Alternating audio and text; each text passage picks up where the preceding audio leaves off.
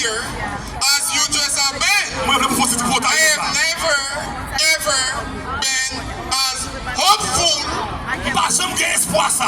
about my country, your country, our loving country, Haiti, as I am until now. Now, bear with me. I am going to ask you to do something very, very meaningful. Forget about the person asking you to do what I am about to asking you to do. But think about yourself. Think about your country. The people in Haiti, our brothers and sisters and compatriots suffer in Haiti. I want you to raise your flag, lift them up, and pray right now for the person who took this initiative. I have been talking with colleagues. I told them this initiative is not from the person who took it, but it's from heaven. Let's say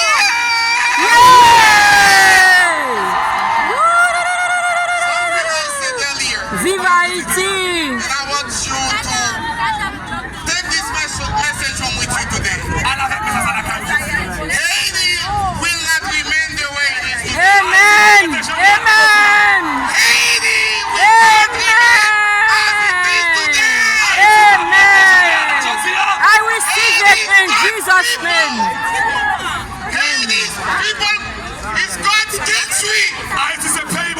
Woo! Haiti a changé. Amen! Haiti a changé. Amen! Haiti a changé. Amen! I want you to know Hallelujah! that so many people don't tell you about it. En plus, nous pas tout ça. Mais nous voulons toujours dire. Hier soir, moi-même et Chantal Auguste, notre collègue, nous t'avons pas une entrevue, une interview éco-évangélique. C'était très clair pour tout le monde. Allez là, quand aujourd'hui, à connaître que Haïti, pays nous, on va prêter jamais. Amen! Haïti pas péri! You know why? Au nom de Jésus. Parce que Christ pour Haïti, Haïti pour Christ. il n'a façon que l'y a pour être comme ça. Ça prier bon Dieu pour le monde qui prend l'initiative aujourd'hui. Amen! Daddy G, Bishop Gregory Toussaint,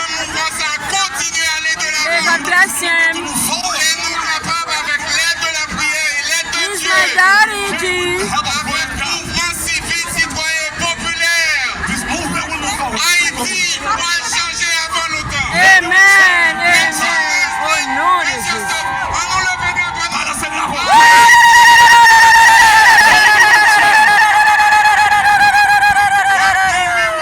Pass the bill! Pass the bill! Pass the bill! Pass the bill! Pass the bill! Pass the bill! No! Today!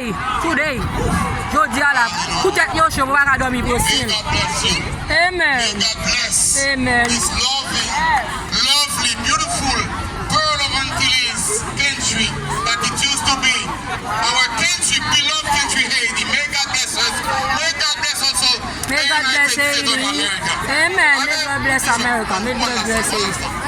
Moi derrière, on marche aussi.